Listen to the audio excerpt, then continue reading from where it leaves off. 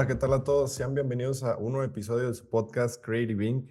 El día de hoy tenemos a un invitado muy especial, un referente para mí en lo personal, un arquitecto, es maestro, es productor, es de Lima, Perú, y él es Asiel Núñez. ¿Qué tal, Asiel? ¿Cómo estás? Hola, ¿qué tal? ¿Todo bien? Comenzando el día. Súper bien. No, sí, acá, en México, en Guadalajara, tenemos una hora de diferencia, me parece, y acá también está amaneciendo, entonces, arrancando con todo el día. Oye, Asiel, para dar inicio a la plática me gustaría arrancar con una pregunta que creo que va a ser interesante. Es si pudieras entrevistar o platicar con una persona un par de horas, ¿con quién sería y por qué? Digo, esto mencionando a los invitados y a los que nos están escuchando, pues que han entrevistado y han tenido grandes pláticas con personas pues bastante interesantes y que han tenido un gran aporte, ¿no? Entonces, partiendo de esto, ¿con qué persona te gustaría platicar y por qué? Pero quizás justo como decías, como en los últimos años me he dedicado a hacer entrevistas, siempre he tenido ahí mapeado o sí, como organizado a quién me gustaría entrevistar, ni siquiera sé si entrevistar, como tú dices, conversar, con quién me gustaría conocer un poco más, no de lo que se ve, sino un poco lo que hay detrás de su obra, lo que motiva lo que hace, digamos. Y Sí, quizás me iría a alguien, haciendo esta pregunta un poco más pues hipotética, a alguien a alguien muerto quizás, ¿no? No sé, pienso en grandes mentes como Le Corbusier, como Enrique Miralles. Eh, sí, siento que son dos personajes que me llaman mucho la atención. Levius Woods también. Y quizás más que todo porque creo que son personas que en su época fueron siempre muy disruptivas, digamos, o muy curiosas, que no se quedaban conformes con lo que se estaba haciendo en ese momento y a partir de eso pensaban en lo que, hasta a veces en algunos casos, en lo que marcó la pauta para muchas generaciones después, y que muchos seguimos regresando a esos referentes, y si retrocedemos más, seguro hay muchas más personas, ¿no? Pero quizás relacionado también a lo que yo vengo haciendo últimamente, son personas que me hubiera, que me gustaría como pensar que en algún momento podría sentarme a conversar con ellos, ¿no? ya. No, sí, es interesante. Incluso es interesante pensar en el hecho de que ya hay inteligencias artificiales que pueden o tienen conocimiento de estos personajes y puedes jugar a conversar con la persona. Digo, claramente no es lo mismo, pero es interesante, ¿no? Y siempre el hecho de conversar con personas que tienen grandes ideas o tuvieron, pues es enriquecedor para todos nosotros, ¿no? Que es lo que estamos haciendo ahorita, ¿no? Tratar de compartir ideas y partiendo de ello sembrar una semilla en otra persona. Oye, Mm. Asiel, y para iniciar como con tu recorrido y trayectoria profesional como arquitecto, bueno, tú eres de Lima, Perú, pero me gustaría preguntarte, ¿cómo nace tu interés en la arquitectura? Mm. Interesante. Diría que yo, cuando inicié a estudiar arquitectura, no sé si la tenía tan claro como era como que siempre lo hubiera soñado, digamos, ¿no? Sí estaba muy interesado, quizás influenciado por la escuela donde estudié, por las humanidades, de repente, por un lado, por como la antropología, la sociología, el estudio de las personas, pero al mismo tiempo no poniéndome a pensar en cuál era el día a día de un antropólogo, sociólogo, un investigador, me hacía falta también el lado más de acero, el lado creativo. Y también tenía mucho interés en la escultura, pero al mismo tiempo también con la escultura sentía que faltaba otro lado más. Y arquitectura fue como dije, ah, bueno, vamos a probar acá qué tal nos va con arquitectura.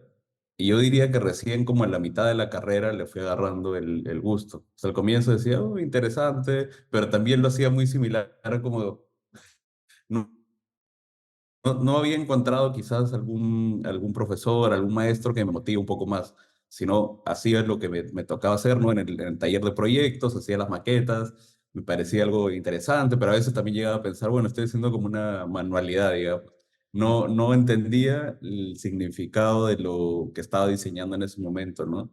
Y a mitad de la carrera ya me voy encontrando con algunos arquitectos como Luis Longhi, acá en Perú, que me comienza a mostrar que la arquitectura podía ser, eh, eh, podía implicar muchas más cosas que simplemente la construcción o el diseño de un edificio.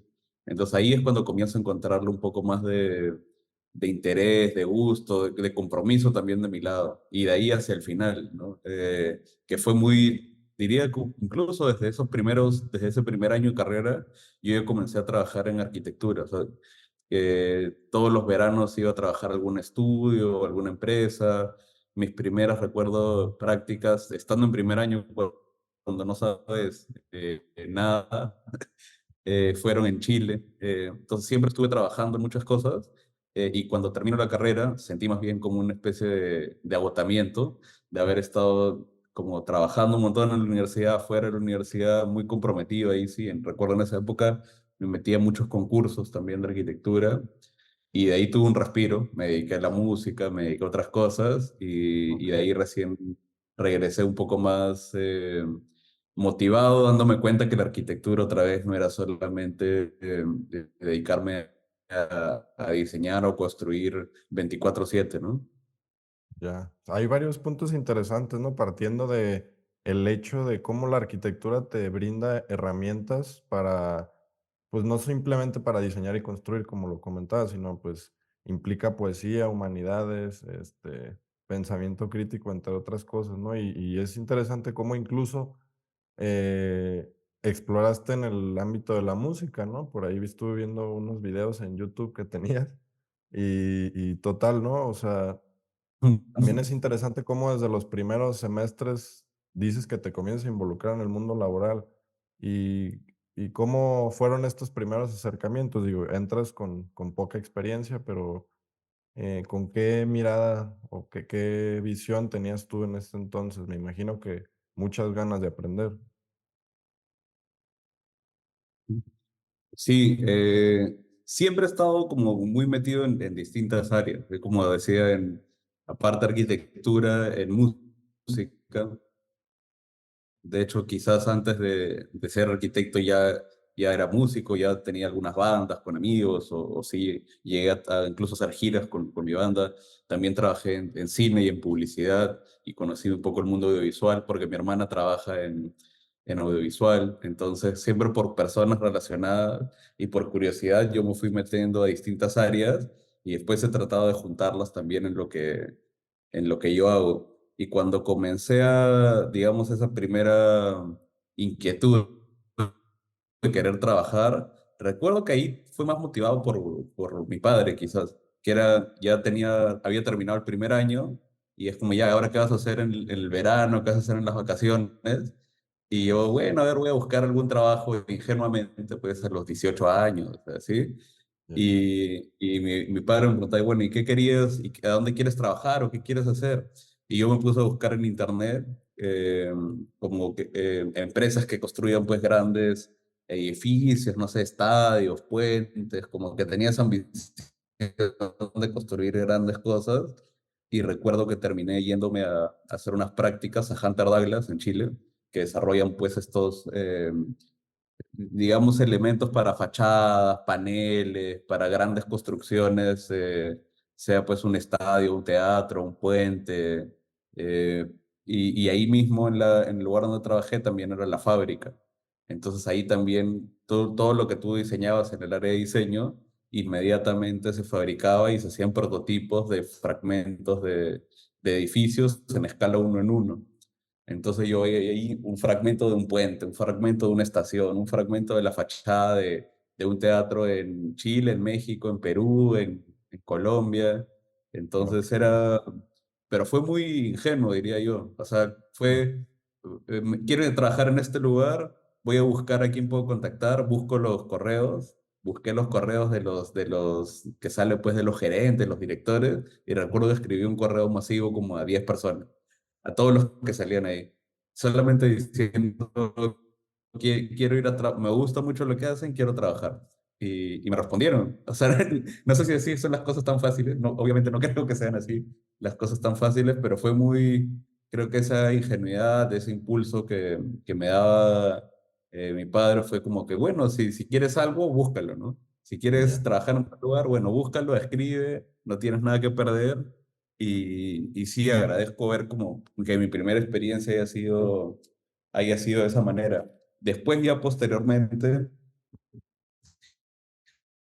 siempre me interesó más la escala de un estudio pequeño, ¿no? Donde hay un arquitecto que dirige un estudio y básicamente son cinco personas que trabajan ahí de repente, entre 5 y 10 personas, y que hay mucho más contacto directo con el arquitecto de repente. Quizás siempre me ha interesado esa figura de tener como un maestro y unos discípulos, estudiantes que aprenden directamente de él, ¿no? Y que no hay de repente un estudio, una empresa de, no sé, 40 personas, 50 personas, en las cuales de repente el encargo que te toca hacer a ti como trabajador, como colaborador, es un poco más genérico, digamos. Entonces siempre me ha interesado estar en espacios donde puedas seguir aprendiendo.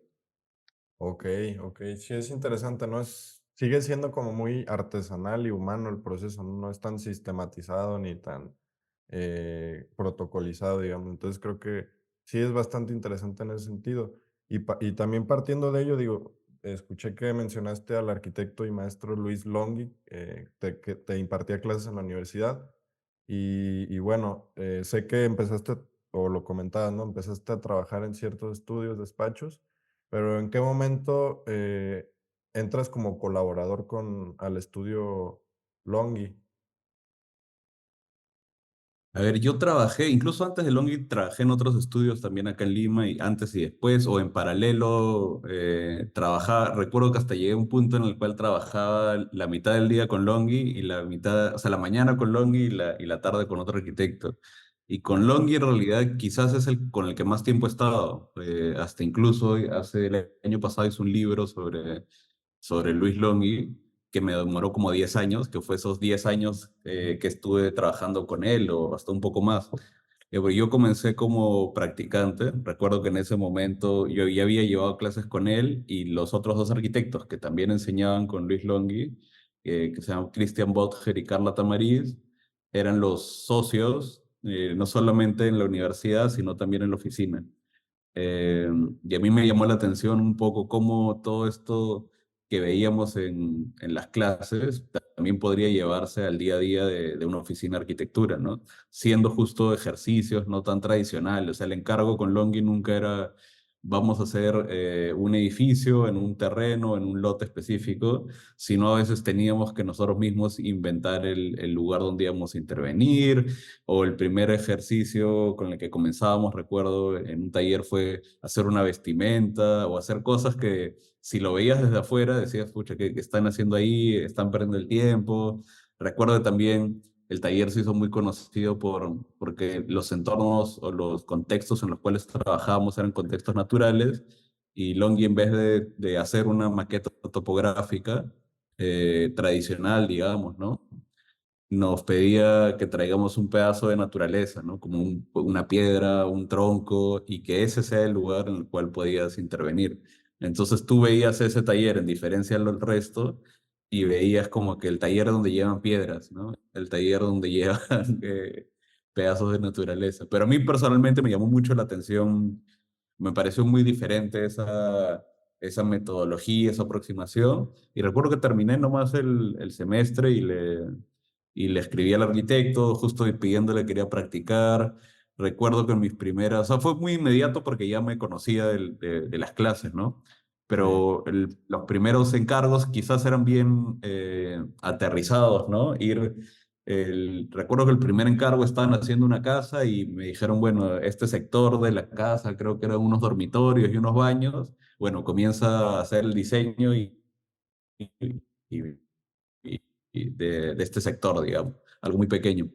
Y después ahí quizás todavía como decía, bueno, ya es un poco monótono de lo que se hace en cualquier oficina, pero lo que sí me gustó es que Longi siempre está presente ahí, o sea, está presente casi a veces, está sentado al costado tuyo mientras estás dibujando, y Longi también maneja mucho, a pesar de que ahorita tiene como 70 años, él también maneja muchos programas digitales, es un ida y vuelta. Longi siempre decía que es como un partido de tenis, ¿no? Que tú tiras y él te tienes que devolver un poco la pelota, en este caso el diseño, Sí. y me gustó un poco esa dinámica, tenerlo ahí presente al costado, y aparte, mucho, quizás ahí fue donde más me enganché, fue la visita a obra. Longhi con un socio constructor que se llama Héctor Suaznavar, construyen casi que el 100% de su obra la han construido ellos dos juntos.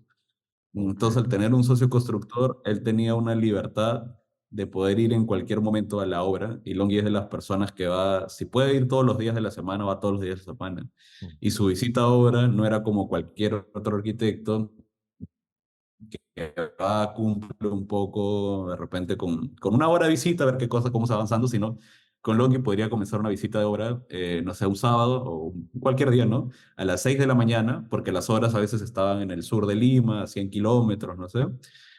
Entre que tomábamos desayuno, conversábamos, íbamos a la obra, nos pasábamos el 100% del día, o sea, nos pasábamos hasta las 10 de la noche en la obra. Ya no Órale. estaban los trabajadores ni nada, y después regresar a la medianoche. O sea, era una visita de obra de 12 horas, más de 12 horas incluso, que podías pasártela a veces sentado conversando frente a un acantilado. Y era Órale. Longhi sentado frente a un acantilado, y yo y el constructor pensando sobre el acantilado, sobre la roca, sobre la naturaleza. Longhi a veces ahí con una bitácora dibujando, pensándote horas, o hicieron el encofrado de una columna, no sé, o de una viga, o de una escalera, y Longhi pensando sobre esa escalera, ¿no? Como que esa escalera la miraba de un lado, la miraba de otro lado, la fotografiaba, la dibujaba, como no se sentía conforme, ¿no? Y quizás ahí es donde un poco yo le encontré más el interés, o sea, mi interés al final era de ir a obra constantemente, a pesar de que de manera práctica en la obra era donde menos aportaba, pero también ahí fue donde quizás uno de los primeros momentos en los que comienzo a registrar, hacer videos, hacer fotografía de un proyecto, ¿no? Ver un proyecto en todas sus etapas, sin que nadie me lo pida, sino por interés propio, digamos, tratar de documentar el proceso de un edificio. Órale. No, pues está bastante interesante esa experiencia y lo poco, ¿no? Que nos compartiste. Y pues creo que sí es importante, ¿no? El hecho de tener esos mentores o figuras que tienen más experiencia que nosotros y que nos pintan un panorama en nuestra vida, nos abren la mente a nuevas posibilidades y a nuevas curiosidades, ¿no? Entonces, creo que es interesante cómo a ti este personaje, este maestro, te fue abriendo el panorama y fuiste adquiriendo más experiencia y curiosidad, ¿no? Al final del día. Entonces, para que nos pintes un poco más el panorama, ¿sales de la universidad y sigues colaborando en este estudio y en otros, ¿no? Pero luego también me gustaría preguntarte, digo, tienes ciertos proyectos como independiente, digo, pues comentabas que practicaste la música, tenían un grupo. También, ¿en qué momento fue que comenzó Archivo de Ideas? Sí, yo siempre he sido, todavía soy muy activo, digamos. O sea, en el año, ahorita estaba un poco haciendo un recuento de los proyectos que tenía activos, que tenía que hacer, y ahorita pues me encuentro entre enseñando en la universidad, trabajando como arquitecto, recibiendo algunos encargos de manera independiente. Tengo un proyecto ahorita más de arte, en cerámica, he comenzado a hacer joyería también, como en plata, en bronce, en cobre. Entonces, siempre he sido una persona como, tengo un hueco libre y me invento algo más que hacer, digamos. Agrego algo más en la lista, a pesar de que tengo un montón de cosas pendientes por trabajar.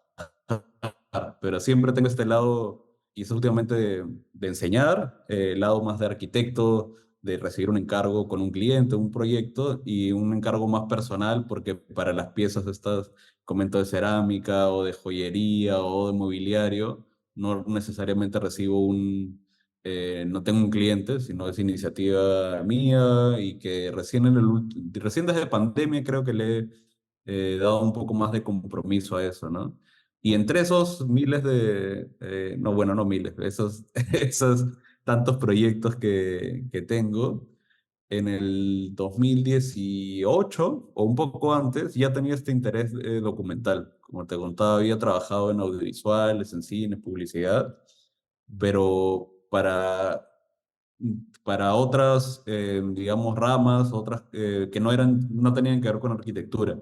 Y yo tenía ya la curiosidad, hasta creo que desde antes, del 2016 por ahí, de cómo vincular el audiovisual o cómo comunicar un proyecto de una manera distinta, casi como que fuera una película.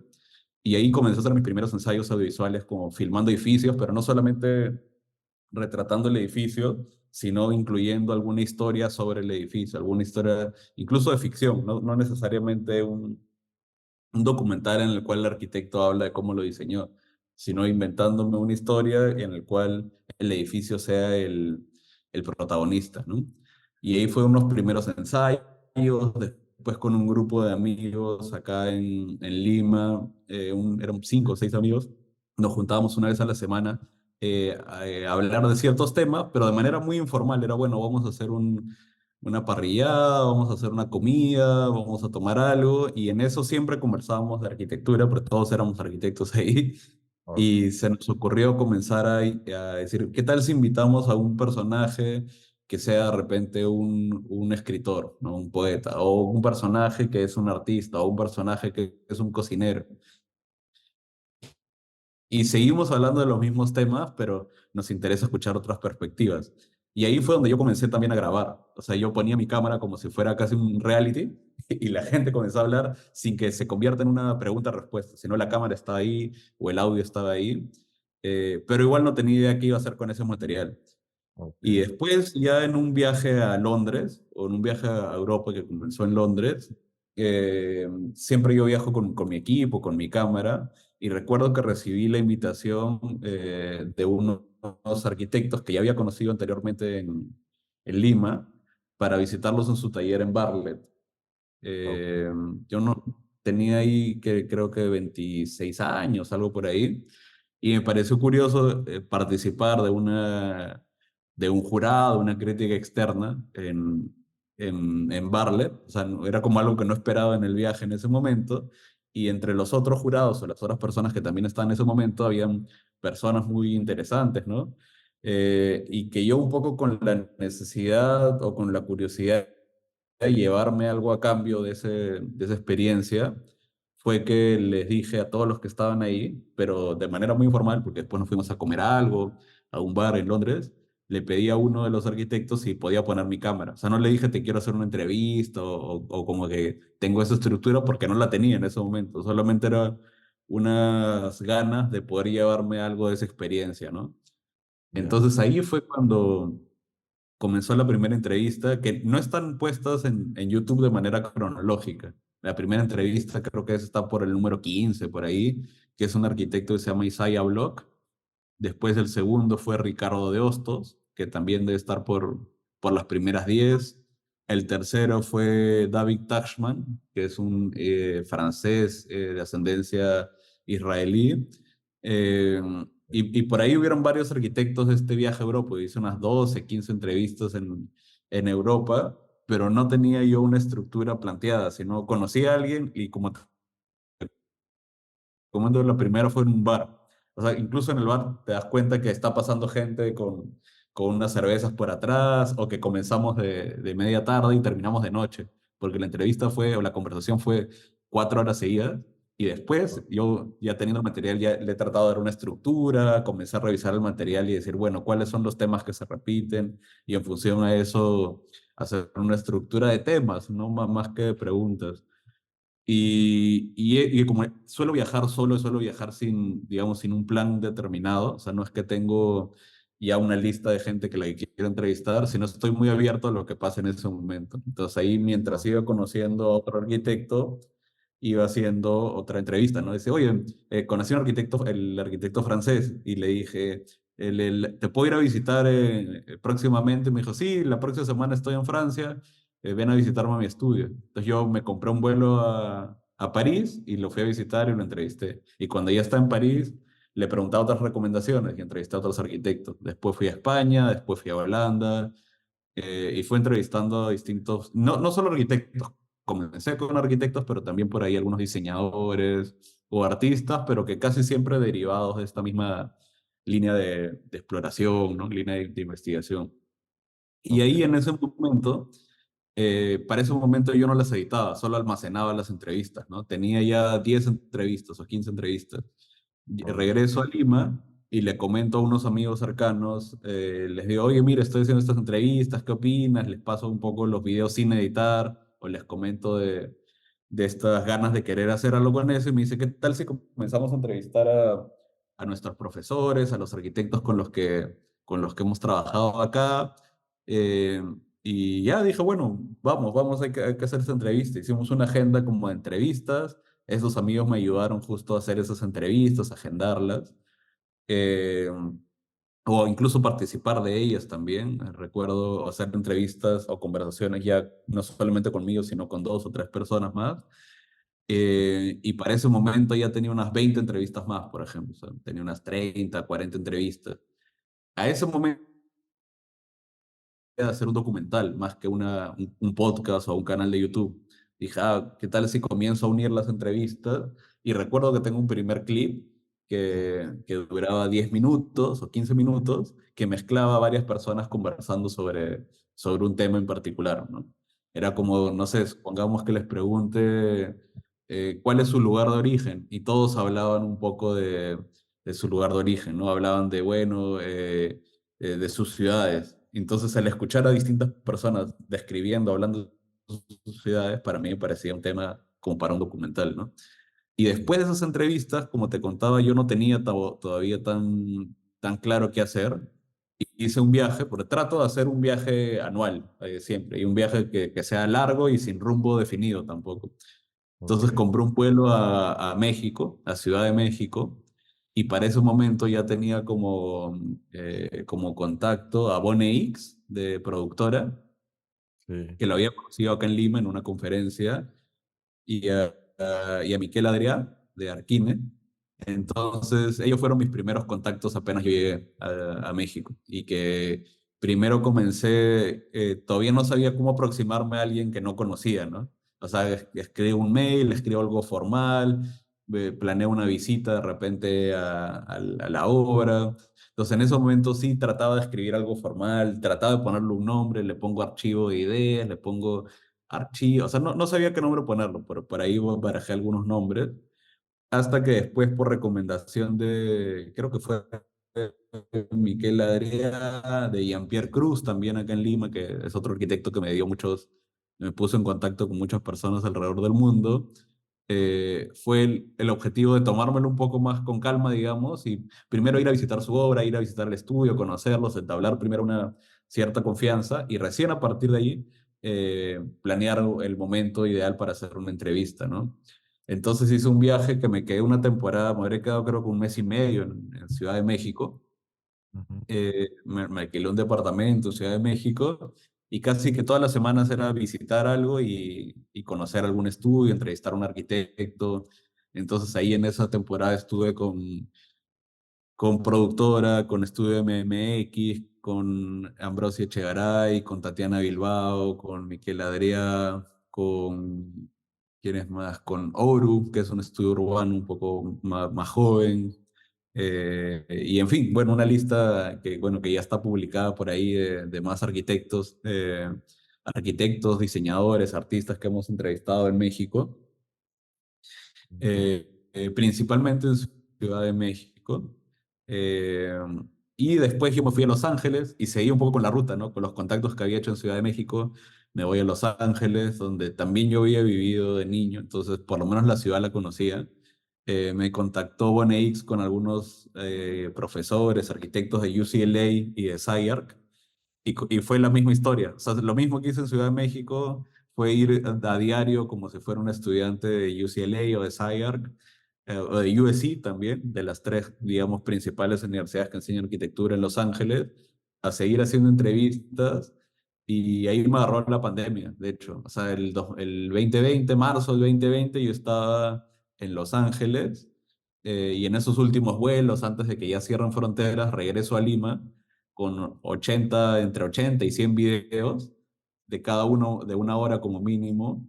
Y ahí recién me puse a editar, a darle un nombre, a crear un canal. O sea, hasta ese momento yo había hecho una recopilación de archivos, ¿no? Y yo debía haber tenido más de 100 horas de grabación, como 4 teras de información, que recién en ese momento dije, bueno, ya tengo tiempo libre, estamos encerrados, vamos a hacer algo con esto. Entonces yo lo saco durante pandemia, pero había sido un trabajo que venía haciendo desde 2 años antes, ¿no? Bueno, mucha gente incluso recuerda al comienzo, no sabía cómo estaba haciendo las entrevistas si estábamos en pandemia, o me preguntan cómo hiciste esto, estamos todos encerrados, o también no sabían de dónde era. Recuerdo que mucha gente, no sé si hasta ahorita pensaron que teníamos como una sede en México, digamos, o que partimos haciendo esto desde México, o desde España, o de otra ciudad, ¿no? Pero bueno, fue iniciativa así muy, como digo, improvisada, muy informal, en la cual se fueron sumando algunos otros amigos de Lima en algún momento y también otro amigo mexicano-estadounidense que también me ha ayudado a hacer varias entrevistas en los últimos años, ¿no? Sí, en los últimos par de años. Sí. No, así oye, pues está bastante interesante, ¿no? Cómo todo va partiendo de manera orgánica y tal cual empieza como una recopilación de experiencias, anécdotas. Bueno, retomando la plática, Asiel, y con lo que nos comentabas de cómo nació Archivo de Ideas Recibidas, pues algo que también me parece interesante es cómo le hiciste, cómo le hicieron para empezar a tener pues cierta credibilidad para que pues aceptaran tener estas pláticas o que aceptaran o que les abrían las puertas a entrar a sus despachos. Digo, al final del día son estudios pues ya con bastante trayectoria, con experiencia y digo, ustedes también pues tienen proyectos o tenían o han trabajado como independientes, pero pues sí, a veces es difícil, ¿no? Por ejemplo, yo te comento en mi caso, pues es difícil que ciertas personas, y lo entiendo, ¿no? Lo entiendo por agenda y demás temas, pero en tu caso, ¿cómo fue esta parte de empezar a tener credibilidad y que dijeran, bueno, voy a aceptar que me graben o tener una plática? Claro. Quizás es buena pregunta, pero justo también fue bien orgánico y lo aprendí en el camino. Uno fue que, como te decía, quizás nunca hice primero la entrevista, o sea, siempre que podía trataba de entrar en confianza con la persona. O sea, encontrar Ya, una manera de conocerlo, de visitar el estudio, de visitar su oficina, de visitar su obra, de entablar una primera relación, aún así sea digamos, de unos minutos. Y recién a partir de ahí, siempre he tratado de yo comunicarme con ellos y en un 50% de casos quizás el hecho de agendar la entrevista ha sido personalmente. O sea que yo de boca a boca los conocí, les dije, oye, me gustaría conversar contigo, hacer una entrevista, etcétera, porque ya lo había conocido, como te digo, de una reunión o de algo.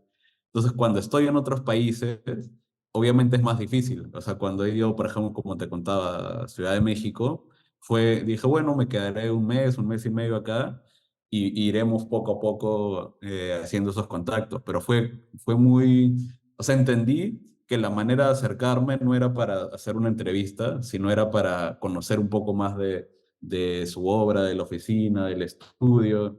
Y ese acercamiento era distinto a que yo fuera como una revista o como un periodista a solamente entrevistar. Y entonces ahí el trato incluso era distinto, porque era cuando me recibían, porque también pasó en algún momento que entrevisté a alguien con agenda de entrevista y coordinada de repente con el administrador, el encargado de comunicaciones de la empresa, de la oficina. Entonces el trato era mucho más distante y me ujú, decían, bueno, tenemos este horario, tal día, o sea, a las 3 de la tarde, iba, hacía la entrevista, todo era muy serio o muy distante, terminaba, chao, y nunca más mantenía ninguna relación. ya, Entonces ahí es donde incluso hay personas que yo las he conocido en un año y en un siguiente viaje recién las he entrevistado. O sea, ha sido bien como lento y bien pausado. wow, Que las conocí, busqué entablar una primera relación y al año siguiente dije, ya tengo que volver a este lugar, hacer una segunda entrevista y así sucesivamente. Y otra cosa quizás también que fue fácil y que después en el camino le ha ido ajustando, fue que yo, como te contaba, hice primero como unas 80 100 entrevistas sin haberlas publicado, sin saber para qué las iba a usar. Entonces mucha Ya. gente no sabía para qué las iba a usar. Cuando yo hacía las entrevistas no tenía que mostrarles, o sea, no tenía que decirles, oye, voy a subirla a YouTube, voy a subirla a Instagram, o sea, simplemente les decía, estoy viajando haciendo un documental, un poco registrando este viaje. Después de eso, ya he hecho como 100 entrevistas más, otra vez en varios países, ya en el cual el canal ya existía. Entonces quizás era mucho más fácil mostrarles, mira, el canal ya existe y algunas personas aceptaban. Eh, pero siempre diría, creo que lo primero fue entablar una confianza y tomarlo con paciencia, digamos. Era, bueno, vamos a conocernos, voy a conocer el estudio, conocer un poco tu obra y eventualmente la entrevista llegará. O sea, entendí que la manera de acercarme no era presentándome como un estudio, ¿no? Y Ya. también mucho ha sido que yo no tenía una lista necesariamente de entrevistas, que quiero entrevistar a estas personas, sino era, conocí a una persona y esa persona era la que me recomendaba la siguiente. Entonces No. estaba con productora y después ellos me dicen, oye, ¿y si entrevistas a Tatiana Bilbao? Y no sé, entonces dije, ah, bueno, voy a entrevistar a Tatiana Bilbao. Así como anécdotas incluso más grandes o de repente personajes un poco más que yo pensé que serían más lejanos, como, no sé, Peter Eisenman. A Sí. Peter Eisenman primero conocí a su esposa, Cynthia Davidson, y era porque en Los Ángeles un arquitecto me comentó, me dijo, oye, varios arquitectos en realidad me dijeron, deberías conocer a Cynthia Davidson, que tiene una revista que se llama Log en Estados Unidos, Ok. una revista de arquitectura y que creo que está muy relacionada a lo que tú estás haciendo. Entonces conocí a Cynthia Davidson, hice la entrevista. Bueno, la historia es un poco más larga, estoy tratando de resumirla, Sí, sí, sí. pero la oficina de Cynthia Davidson está en el mismo edificio que la de Peter Eisenman. Entonces yo pensé que simplemente compartían piso, compartían oficina o eran el mismo edificio. Y durante la entrevista me entero, mientras conversábamos, porque Cynthia me mencionaba a un tal Peter, ¿no? Y yo no sabía que ese Peter era Peter Eisenman o que era su esposo. Órale. Entonces, durante la entrevista me menciona a Peter, y después terminamos la entrevista y me dice, oye, ¿no quieres entrevistar a Peter? Y yo como, bueno, ¿qué Peter? Como, Peter Sí. Eisenman. Y dice, yo encantado le digo, así cuando quieras. Y me pasó su contacto y hice la entrevista. Pero como te comento, muchas de estas entrevistas que he hecho han sido de esta misma manera. O sea, no es que yo tenía en la lista, quiero ir a entrevistar, le escribo un mail hasta conseguirlo, Ya. si no fue... así me beneficia también que cuando hago las entrevistas me voy una temporada larga a ese lugar. O sea, ya quiero hacer entrevistas en Nueva York. Veo Ujú. la forma de quedarme un mes en Nueva York, ¿no? Y ver cómo hacer esa entrevista y como muy calmado, digamos. Y en lugares donde ya he podido regresar más de una vez, ha sido más fácil, ¿no? O sea, poder hacer una siguiente vez las entrevistas. Que recuerdo, no sé, Álvaro Siza también fue muy rápido, o sea, muy rápido, muy informal, digamos. Una persona que sí recuerdo que sí le he buscado y le he escrito como que hasta el cansancio y fue una y otra vez y a todo el mundo le decía, quiero contactarlo a él, fue a Tom Main, Ok. de Morpheus. A Tom Sí. Main era una persona que yo seguía su obra, que estaba muy impactado por las últimas cosas que estaba haciendo con inteligencia artificial, con una serie de nuevas tecnologías. Y a Tom Main sí recuerdo haberla escrito una primera vez, una segunda vez a la oficina, y recibía respuestas, pero no tenía disponibilidad en ese momento, ¿no? Ok. Eh, y entonces, bueno, me decía, sí, en otro momento, gracias por el interés, una siguiente vez. Pero a todas las personas que yo entrevistaba en Los Ángeles les comentaba lo mismo, ¿no? Como, bueno, me gustaría entrevistar a Don Main, como que está, etcétera. Hasta que un arquitecto, que también fue otra de esas personas que admiro un montón, que es Neil Denari, que fue Ujú. también en su momento director de SAIA, también en Columbia, en varias universidades en Estados Unidos, en Princeton también.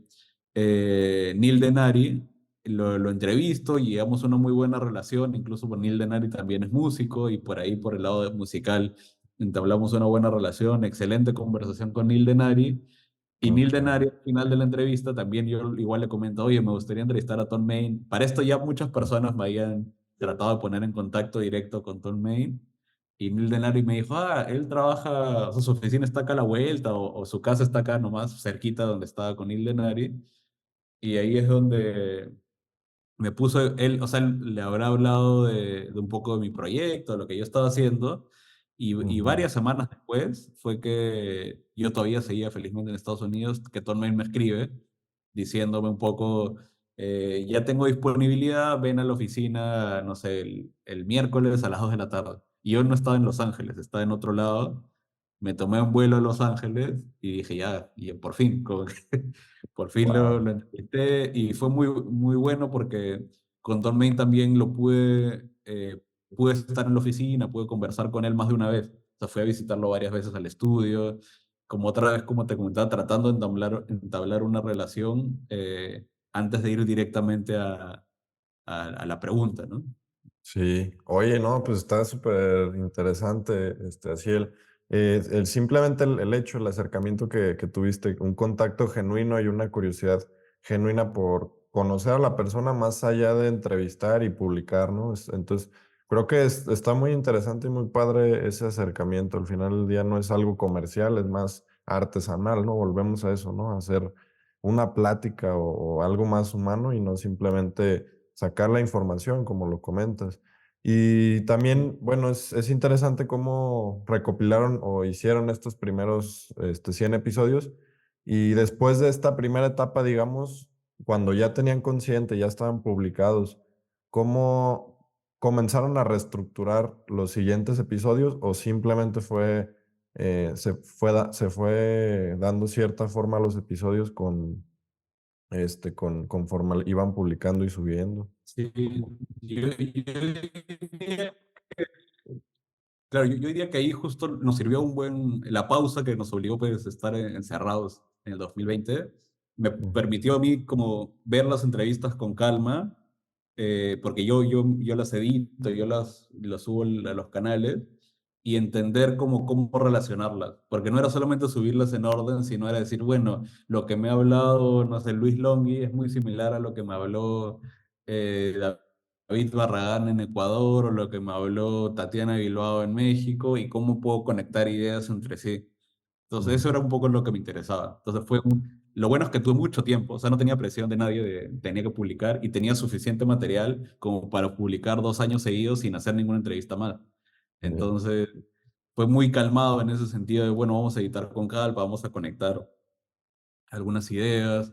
eh, pero después, cuando ya comienza, o sea, cuando ya comienzo a hacer entrevistas después de la pandemia, que no recuerdo quién habrá sido la primera que hice. O sea, por ahí lo debo tener ordenado en mis archivos, cuál fue esa primera entrevista que hice. Estoy casi seguro que fue una acá en Lima, eh, pero que ya los arquitectos ya conocían, o los artistas que entrevistaba ya conocían el proyecto, o sea, ya sabían que existía, incluso hasta ya sabían qué temas tocaba, con lo cual algunas personas se preparaban bastante más. Hasta yo sentía que, que la pregunta no era tan fluida la conversación, porque ya como que había un guión detrás de qué es lo que se quería mostrar o qué es lo que se quería compartir. Entonces yo igual siempre he tenido la inquietud de, bueno, incluyamos nuevos temas, ¿no?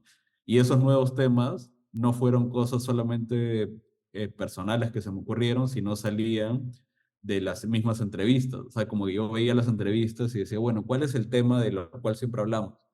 Entonces, a partir de ahí, buscaba incluir nuevos temas y diría que y he hecho un montón de diagramas. O sea, tengo cosas que no he publicado, de hecho, o algunas publiqué para una revista acá, para un boletín en México, para algo en Estados Unidos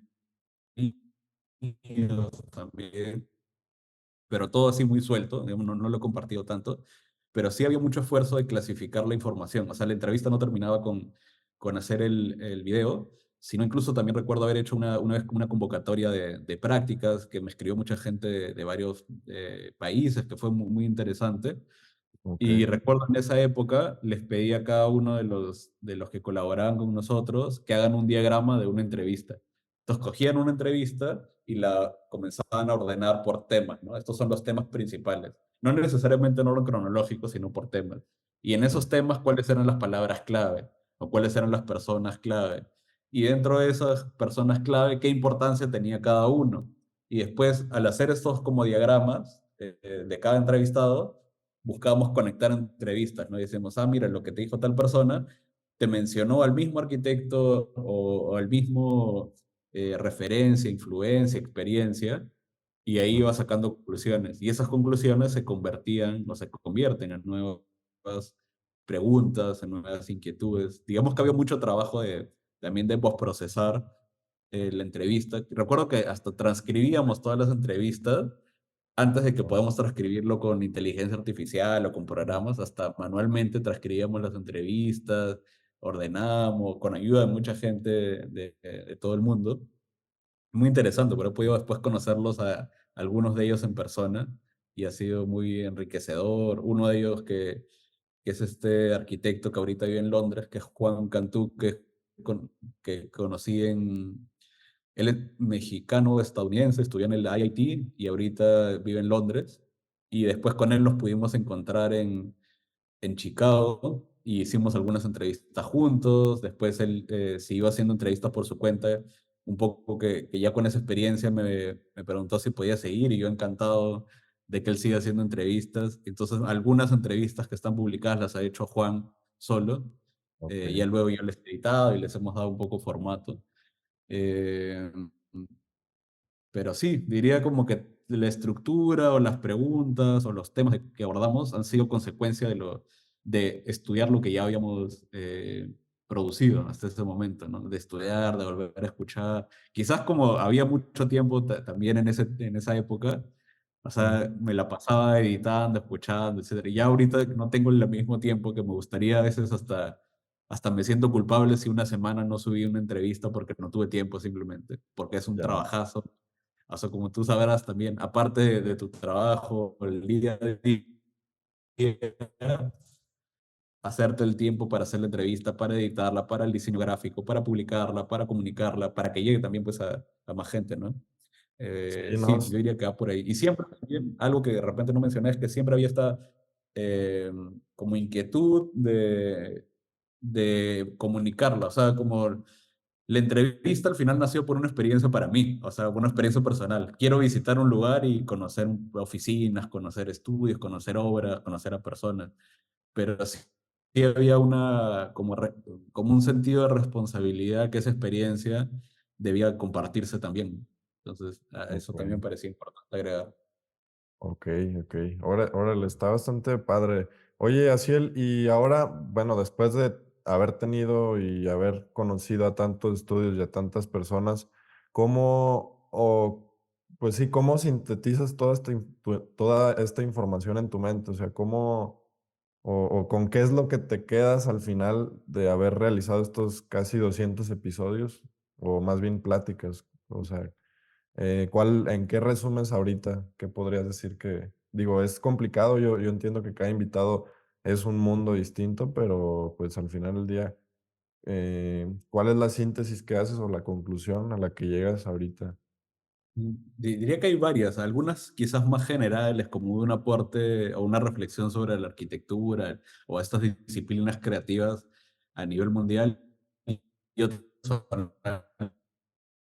ahora también.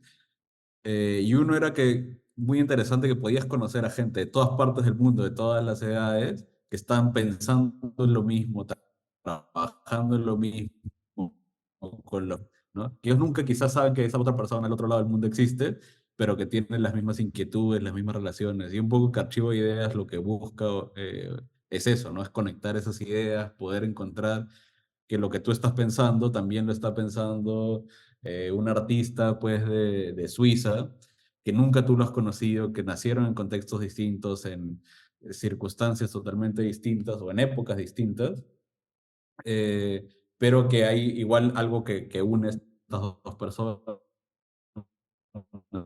dos o más personas, ¿no? Entonces esa conclusión de entender que cómo la arquitectura en Latinoamérica se hace muy distinto a la arquitectura de repente en Estados Unidos, y quizás hay mucho más cercanía entre México y Perú que entre México y Estados Unidos, a pesar de que están más cerca, ¿no? Claro. Geográficamente, entre la gente,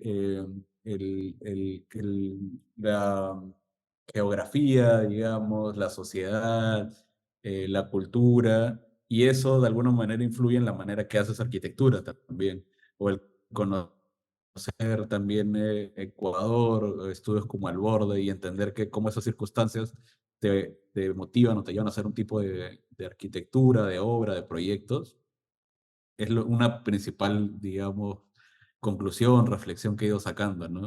Ok. Queríamos luego de haber hecho estas 200 entrevistas y haber, y quizás yo soy la única persona que las ha visto todas porque yo las edito, pero ya tengo muy claro pues cómo funcionan las cosas en distintas ciudades, en distintos países, qué países tienen mucha relación, qué países no, comencé a entender relaciones que no sé que existían. O sea, hay una relación muy potente entre Viena y Los Ángeles, por ejemplo, de muchos arquitectos de Viena, de Austria, que tuvieron un intercambio con Los Ángeles y viceversa, por lo cual después ahora tú ves escuelas importantes en Los Ángeles y ves una influencia muy importante de personas como Wolf Prix y viceversa en Viena. Tú ves escuelas importantes en Viena como Angewandte y ves personas de Los Ángeles como Greg Lynn. Entonces, encuentras relaciones que si no las vives o no las haces ese trabajo casi documental, no las entenderías o no las, sí, no las descubrirías, pero sirve un montón, diría yo.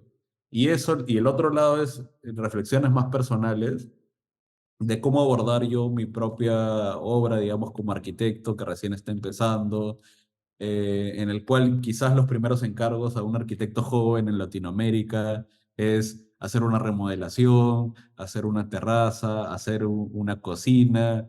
Y, por ejemplo, en mi caso no era algo que me motivaba mucho a hacer. O sea, no era, nunca me he muerto de ganas de hacer una cocina, de recibir ese encargo, pero también cómo yo podía aportar un poco de lo que a mí me interesa en esa obra, que no necesariamente era la que a mí me interesaba recibir. Ok.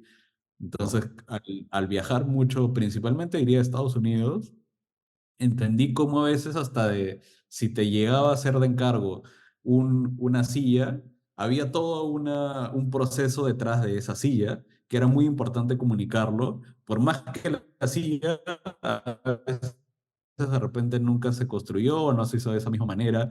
Recuerdo a un arquitecto con el que también pude trabajar y tener mucho contacto en Los Ángeles, que le tocó un encargo de hacer, no sé qué nombre tienen, pero estas como elementos de concreto en los cuales los carros, cuando se estacionan, se topan las llantas para que no se vayan de frente, ¿no? Ay, Y le tocó un encargo muy genérico, como si a mí me hubiera tocado eso, quizás ni lo aceptaba o hubiera hecho pues un volumen de concreto genérico, pero cómo a partir de eso, este arquitecto sacaba pues toda una investigación detrás de los estacionamientos y el concreto y de las piezas, que eso a partir de hacer todas las entrevistas y de conocer todas estas experiencias, como te comento, en distintas partes del mundo, quizás a veces las necesidades o los problemas, digamos, o el día a día que se tiene en Latinoamérica, te obliga también a resolver las cosas de una manera y versus de repente en Estados Unidos o en Europa, los problemas son distintos o el día a día es muy distinto o la sociedad es muy distinta que te obliga a resolverlas de otra manera. Pero al poder extrapolar maneras de pensar de Sudamérica o de Latinoamérica a Europa o viceversa, maneras de pensar y hacer de Europa a Latinoamérica, ahí es donde encontré lo más interesante. Y ahí es donde yo comencé a producir mi propia obra de manera distinta. Entonces comencé a documentar mi obra distinta, comencé a darle mucho énfasis al proceso creativo, al proceso más que al resultado final. Comencé a armar una serie de documentaciones, de publicaciones de los procesos del diseño de cada obra que tengo y agarrarle una disciplina a eso, ¿no? No decir como, bueno, recibo el proyecto y ya después en algún momento documentar el proceso, etcétera, sino es tan importante para mí ahora documentar el proceso como el proyecto que me recibe en ese momento, o sea, una casa, una silla, una puerta, poder arraigarlo a un discurso es algo que me parece fundamental y que es algo que aprendí haciendo las entrevistas. órale, no, pues sin duda estas reflexiones están bastante interesantes y al final del día enriquecedoras, ¿no? Van cambiando nuestra perspectiva, como tú lo dices, y nuestra experiencia y nuestro espíritu, nuestra alma se va alimentando constantemente día a día con pláticas así, con personas que tienen pues tan grandes experiencias. Oye, Asiel, fíjate que tengo planeada o hay otra parte del podcast, pero ahorita por tiempo ya me tengo que ir casi casi a la oficina, entonces no sé si te parezca que armemos una segunda parte, no sé, en Sí, unos sí. días, en unos meses. Yo, Sí, yo, yo encantado, encantado. ok. Yo ahorita estoy, si es de repente, no sé si la próxima semana tenga tiempo, pero después voy a estar en un viaje largo. Me voy ahora a Asia, a Órale. Hong Kong, a Taiwán, a Singapur, a Corea. También espero hacer algunas entrevistas por allá, pero coordinemos, pues, ahí vamos viendo. Va, me parece bien y qué padre. Estamos a la espera de ver qué es lo que sigue con Archivo de Ideas y pues con las historias que nos van a traer. No, pues, ahorita, bueno, antes de cerrar, me gustaría preguntarte, ahorita cómo funciona un poco tu día a día, digo, cuando estás, digamos, en tu ciudad, cómo funciona un poco de tu día a día, si nos puedes contar. Sí, sí. Quizás mi día a día se clasifica también, depende de la época del año, porque cuando estamos en época académica, digamos, universitaria, yo enseño en algunas universidades acá en Lima, Sí. eh, y eso ordena mi día, digamos, porque tengo clases ahora, tengo clases en la mañana y en la noche. Entonces sí o sí me levanto como muy temprano a dar clases en la universidad, también cierro mi día dando clases. Entonces eso es creo que importantísimo para tener mi día organizado y es una de las actividades que más me gusta hacer, dar clases de taller principalmente o de los cursos que son un poco más creativos, más prácticos. Pero después el resto del día está dividido pues en 10 actividades distintas. O sea, desde, como te contaba, trabajar o sea, ir con un socio a ver proyectos de arquitectura, o hacer cerámica, últimamente estoy trabajando con fundición en plata, trabajar en piedra, trabajar de repente en proyectos con oficinas asociadas, trabajar en concursos. Entonces, es lo único que se repite, lo único que organizo en mi día son las clases. Y cuando no Ok, estoy en clases, como ahora, que estamos en verano en Lima, mi día es un poco más caótico aún, porque no sé cuándo comienza y cuándo termina. Pero todo el día estoy como pensando, haciendo, por ejemplo, un día, entre comillas, normal, pensando en esta semana. El día de ayer comenzó mi día haciendo una filmación de un edificio. Después de filmar ese edificio, tenía que ir a una reunión con otra oficina de arquitectura, también a ver temas de un proyecto. Después de eso fui al taller de cerámica. Después de ir al taller de cerámica, fui al taller de otro amigo que trabaja con fabricación digital para pensar en un proyecto de fabricación digital, inteligencia artificial, nuevas tecnologías. Y después terminé mi día comiendo en la noche y ahí está. Entonces es un día órale. muy caótico. Ya es alternativo, digamos, ¿no? O sea, va cambiando siempre. Oye, no, pues está padre. Así oye, pero al final del día creo que somos un instrumento de nuestras ideas, ¿no? Y partiendo de este entendimiento, bueno, ¿cómo le haces o con qué ideas decides trabajar y con cuáles no? O sea, es complicado porque al final del día, si estás expuesto a tantas historias, tantas experiencias, yo lo veo que todas las experiencias, conocimiento, son semillas para nuestro jardín mental, ¿no? Es decir, pues todo lo que vivimos son semillas que se siembran en nuestra cabeza y que no sabemos en qué va a florecer, pero en algo va a florecer, ¿no? Entonces, este, es- ¿cómo decides en qué ideas trabajar y pues cuáles van quedándose o se van rezagando? Yo diría, no sé si hay una manera de seguirlas o filtrarlas, pero algo que sí he comenzado a hacer y que salió justo en pandemia es tomármelo en serio como si fuera un proyecto de investigación. O sea, mi obra o mi día a día o todo lo que pienso está relacionado. Y entonces yo soy mucho de clasificar, de escribir, de hacer una serie de diagramas. Tengo por ahí una serie de diagramas de mi vida, digamos, o de mis intereses. Y ahí voy filtrando, me interesa, no sé, el paisaje, me interesa el color, me interesa, quién sabe qué, el mar, o me interesa también la inteligencia artificial y trato de escribirlo. O sea, siempre trato de escribirlo, de documentarlo, hacer unos, como digo, estos diagramas, sacar conclusiones y me sirve mucho conversarlo. O sea, suelo hacer presentaciones como portafolios, digamos, de lo que estoy pensando en ese momento o en ese año. Y a mis amigos cercanos, como que voy y les digo, oye, te quiero contar un poco de lo que estoy haciendo, sin que nadie me lo pida, simplemente lo hago porque me sirve a mí, me sirve verbalizarlo, expresarlo, o a los practicantes que trabajan conmigo, a los colaboradores, trato de cada vez que puedo. contar lo que estoy haciendo, ordenarlo en una presentación. Después también ya he recibido invitaciones para algunas universidades o algunos lugares a poder comentar lo que estoy haciendo, ya mi práctica de diseño, digamos.